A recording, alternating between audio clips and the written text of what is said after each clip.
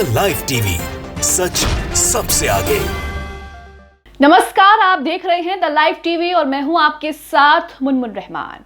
Supreme court ने एक ऐतिहासिक फैसला सुनाया है। मुख्य चुनाव आयुक्त और चुनाव आयुक्ति की नियुक्ति को लेकर सुप्रीम कोर्ट ने एक अहम आदेश दिया है। मोदी सरकार को झटका देते हुए सुप्रीम कोर्ट ने फैसला सुनाया है, आदेश दिया है कि अब सुप्रीम कोर्ट जो है मुख्य चुनाव आयुक्त और चुनाव आयुक्ति की नियुक्ति का चयन करेगा। तो यहां पर सरकार को एक बड़ा झटका लगा है, क्योंकि इससे पहले सरकार ही जो है मुख्य चुनाव आयुक्ति की नियुक्ति करती थी। पूरी खबर क्या है आपको बता देते हैं। न्यूज़ 24 का ये ट्वीट देखिए, इसमें लिखा है एससी का आदेश, कमेटी करेगी मुख्य चुनाव आयुक्त का चयन, कमेटी में पीएम, नेता प्रतिपक्ष और सीजीआई होंगे शामिल, चुनाव आयुक्तों का चयन भी करेगी कमेटी। तो इस पर जो है लगातार बहस हो रही थी, लगातार विवाद छिड़ रहा था, लेकिन अब जो है सुप्रीम कोर्ट ने इस पर एक ऐतिहासिक फैसला सुना दिया है। दैनिक भास्कर की खबर देखिए, खबर को और अच्छे से समझने के लिए खबर की हेडलाइन में लिखा है चुनाव आयुक्त को पीएम, नेता विपक्ष, सीजीआई का पैनल चुनेगा।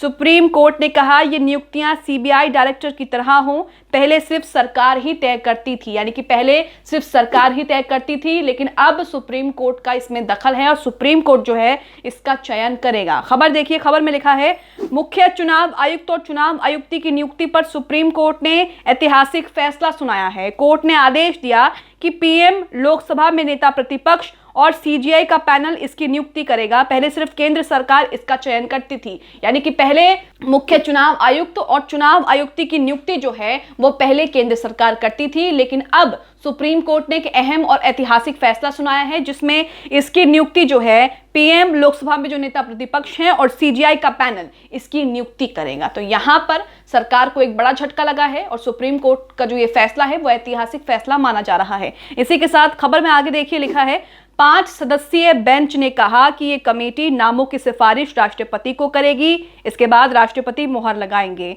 उच्च न्यायालय ने अपने आदेश में साफ कहा कि ये प्रोसेस तब तक लागू रहेगा जब तक संसद चुनाव आयुक्ति की नियुक्ति को लेकर कोई कानून नहीं बना लेती है। सुप्रीम कोर्ट ने अपने फैसले में कहा कि ये चयन प्रक्रिया सीबीआई डायरेक्टर की तर्ज पर होनी चाहिए, यानी कि सुप्रीम कोर्ट ने कहा है कि जब तक संसद इस पर कोई कानून अपना नहीं बना लेती है तब तक सीजीआई जो है इसका चयन करेंगे, जिसमें पीएम होंगे, लोकसभा में नेता प्रतिपक्ष होंगे और सीजीआई होंगे। तो यहाँ पर सरकार जो है उसको एक बड़ा झटका माना जा रहा है, क्योंकि इससे पहले सरकार ये तय करती थी, लेकिन अब इसमें सुप्रीम कोर्ट का दखल है और सुप्रीम कोर्ट जो है चयन करेगा। इसी के साथ कोर्ट ने इलेक्शन कमीशन की स्वतंत्रता पर क्या कुछ कहा है वो आपको बता देते हैं।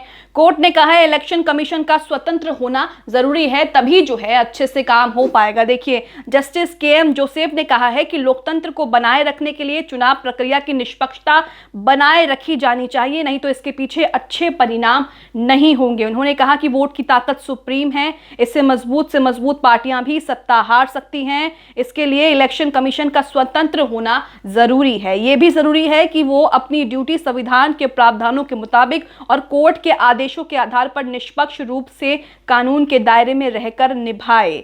तो यहाँ पर एक अहम फैसला सुप्रीम कोर्ट ने सुना दिया है, जिसमें मुख्य चुनाव आयुक्त और उनकी नियुक्ति जो है उसको लेकर सुप्रीम कोर्ट जो है उसका चयन करेगी, राष्ट्रपति को नाम जो है फाइनलिस्ट करके राष्ट्रपति को देगी, उसके बाद राष्ट्रपति जो है इस पर मोहर लगाएंगे। इससे पहले सिर्फ केंद्र सरकार के हाथ में ये प्रक्रिया थी और केंद्र सरकार चयन करती थी। इसी के साथ मुख्य चुनाव आयुक्त और चुनाव आयुक्त की नियुक्ति को लेकर फिलहाल देश में कोई कानून जो है वो नहीं है। नियुक्ति की पूरी प्रक्रिया केंद्र सरकार के हाथ में है।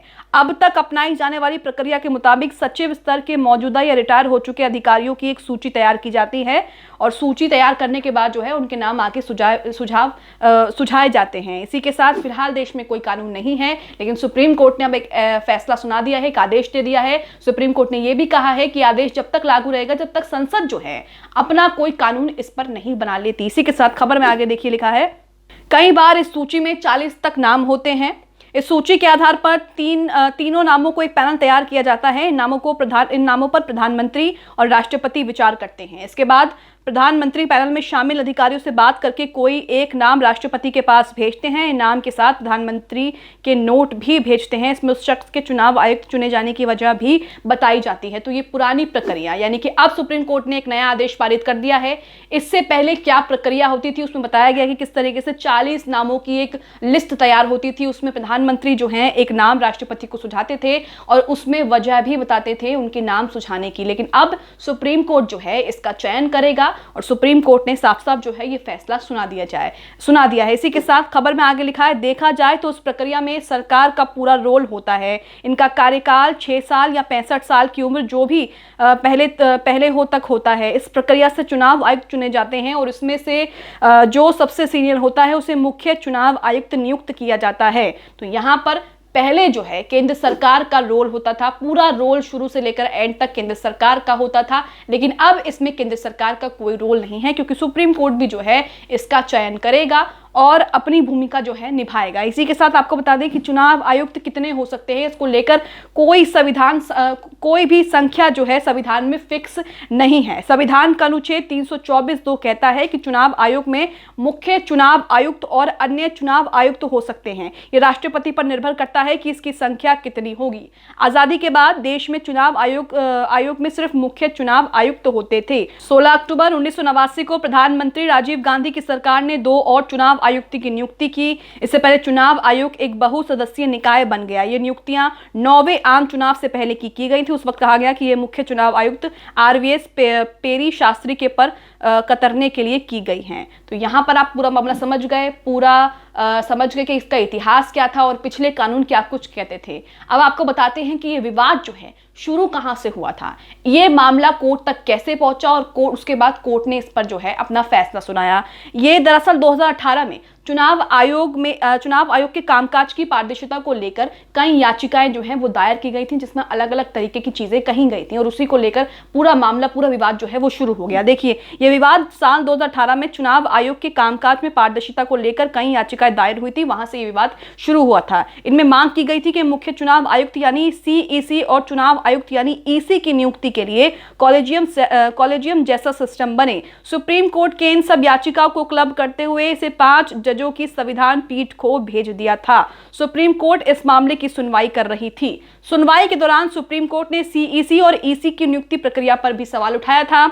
इसी दौरान 1985 बैच के IAS अरुण गोयल ने उद्योग सचिव पद से 18 नवंबर को VRS लिया था। इस पद से उन्हें 31 दिसंबर को रिटायर होना था, लेकिन वो 18 नवंबर को VRS लेकर निकल गए थे। गोयल को 19 नवंबर को चुनाव आयुक्त अपॉइंट कर दिया गया। इस नियुक्ति पर सीनियर एडवोकेट प्रशांत भूषण ने एक याचिका दायर कर सवाल उठाया, यानी कि पूरा मामला 2018 में सामने आया, जब 1985 बैच के एक IAS अरुण गोयल ने उद्योग सचिव पद से 18 नवंबर को VRS ले लिया था, बल्कि उन्हें 31 दिसंबर को रिटायर होना था। 18 नवंबर को उन्होंने VRS लिया और 19 नवंबर को वो चुनाव आयुक्त उन्हें अपॉइंट कर दिया गया था। तो ये कहीं ना कहीं सवाल जो है खड़े हो रहे थे और जो विवाद शुरू हुआ तो इन सब पर बारीकी से जो है बात की गई। इसी के साथ पिछले दिनों कोर्ट ने मामले में केंद्र से चुनाव आयुक्त की अपॉइंटमेंट की फाइल मांगी थी। अदालत के आदेश के बाद केंद्र सरकार ने चुनाव आयुक्त अरुण गोयल के अपॉइंटमेंट की ओरिजिनल फाइल सुप्रीम कोर्ट को सौंपी। फाइल देखने के बाद कोर्ट ने केंद्र से कहा, चुनाव आयुक्त के अपॉइंटमेंट की फाइल बिजली की तेजी से क्लियर की गई है।